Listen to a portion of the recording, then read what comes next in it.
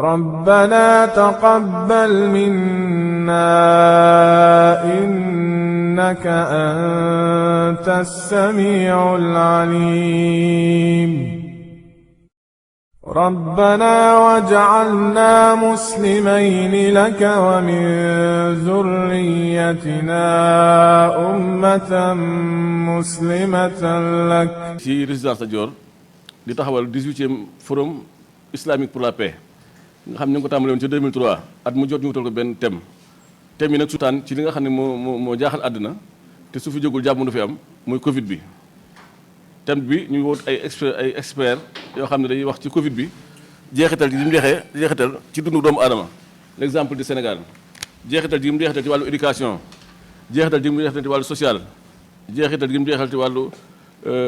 économie ak jeexital ji mu jeexital sax ci wàllu doxinu àddina lu mat ñeent fukki association fa war fee teew suba incha allah taala ci bisu dimanche bi yenn fi xalaat ci loolu tënk fi ay xalaat yoo xam ne incha allah ci tàkkusaan danañ ko tasaare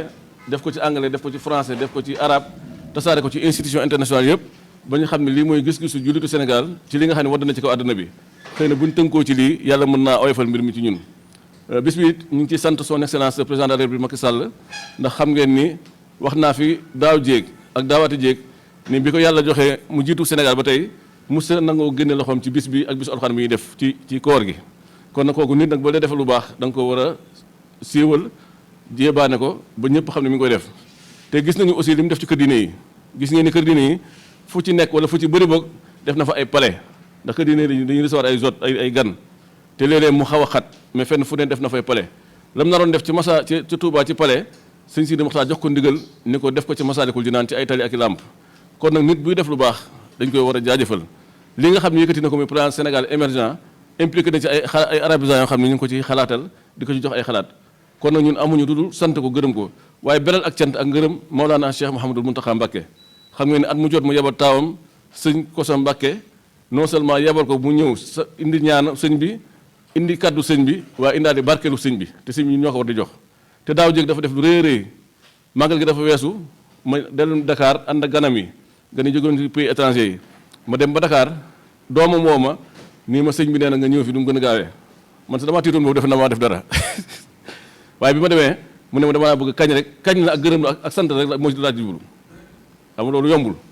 kon nag ñu ngi koy sant bu baax a baax a baax waaye di sant kilifa diine yi nga xam ne yëpp seen ndaw teew nañ fi tey xam nga ne léegi la fi Cheikh Ahmed Tidiane Sy di doomu Sëñ Abdou Aziz Sy jógee jiite cadre unité de l'islam léegi la fi porte-parole bu Ndiassane jógee di sëñ Abdourahmane Kounta léegi la fi docteur Khadim Sylla jógee ak docteur Abdou Aziz Kébé ñi nga xam ne ñoo ŋànk aj gi Sénégal léegi la fi sëñ Madika Seck bu Thiénaba jógee léegi la fi sëñ nu mu tuuti sëñ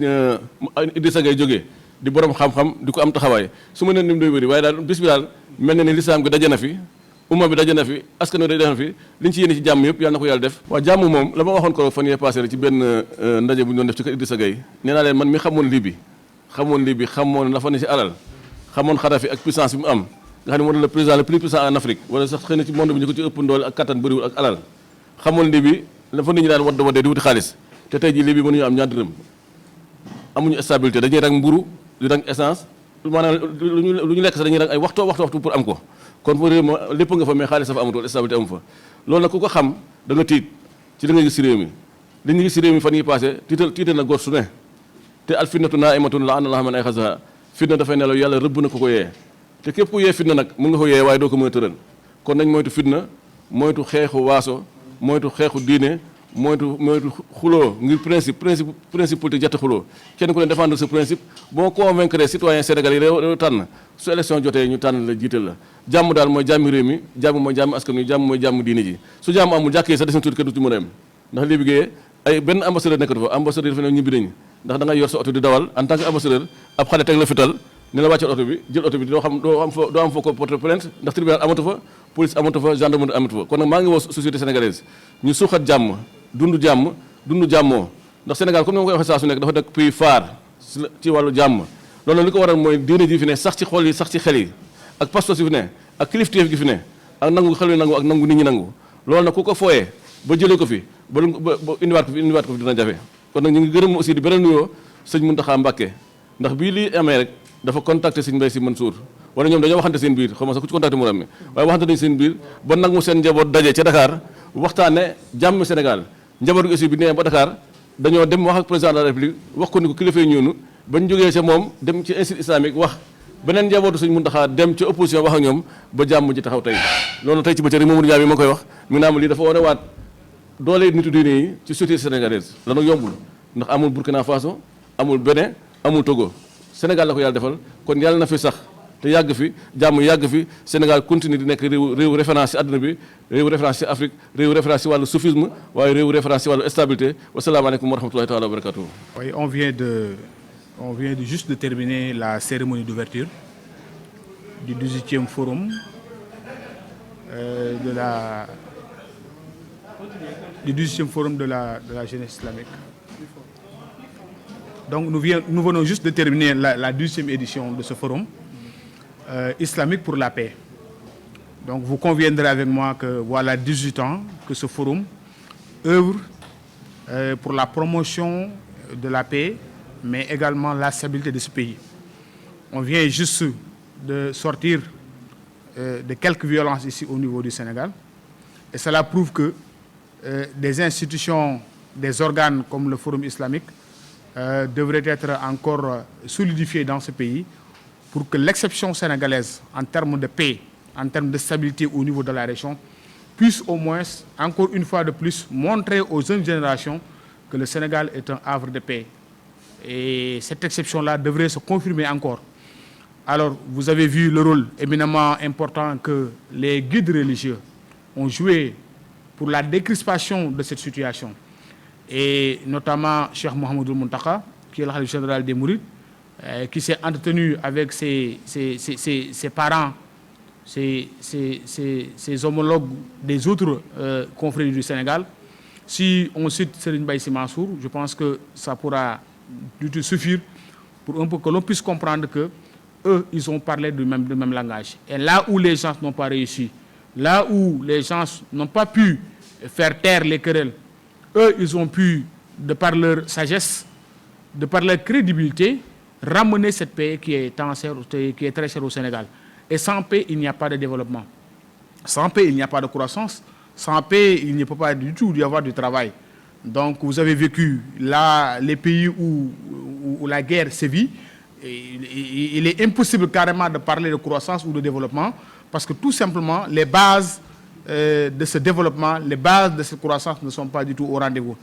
Donc, on les remercie encore une fois de plus. Et le Forum islamique, le Forum islamique vient en appoint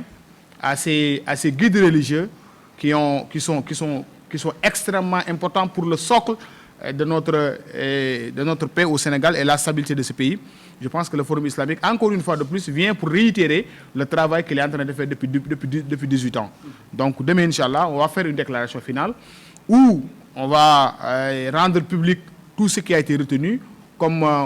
recommandation. Et par la même occasion, nous saluons le président de la République et le remercions pour son appui et son soutien depuis que ce forum-là est là dans son magistère. Évidemment, ça va apparaître demain dans notre déclaration finale. Il faudra que les gens cessent de parler d'ethnie dans ce pays.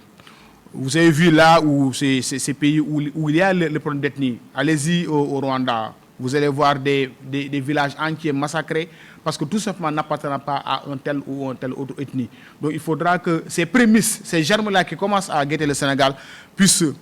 aujourd'hui connaître un frein de grâce, que les gens ne nous ramènent pas dans ces histoires d'ethnie ou de contingence administrativement parlant au niveau de certaines régions du Sénégal, parce que ici, le Sénégal n'a jamais connu ces problèmes d'ethnie ou ces problèmes de régionalisation. Donc le Sénégal, il est uni, le Sénégal est indivisible. Donc de grâce, nous lançons un appel solennel à tous nos concitoyens et de faire très attention à certaines paroles, à certaines allégations et surtout à cette dichotomie qui pourrait, d'une manière ou d'une autre, faire rentrer le pays dans un tournant où nous ne souhaitons pas. Donc que l'on puisse revenir en arrière et puis que l'on puisse pacifier les cœurs. Diola, Serer, Mandiak, Toukouleur, Wolof, on est tous dans un même Sénégal. On est tous sénégalais, on a la même carte d'identité. Donc, franchement, ça devrait être un ciment et non quelque chose qui nous désunit. Donc, je pense que le forum, demain, Inch'Allah, ça va apparaître au niveau de notre déclaration finale pour faire un appel solennel à ces gens-là pour que le Sénégal encore reste plus uni et plus fort que jamais. Vive le Sénégal. Je vous remercie. ربنا تقبل منا إنك أنت السميع العليم ربنا واجعلنا مسلمين لك ومن ذريتنا أمة مسلمة لك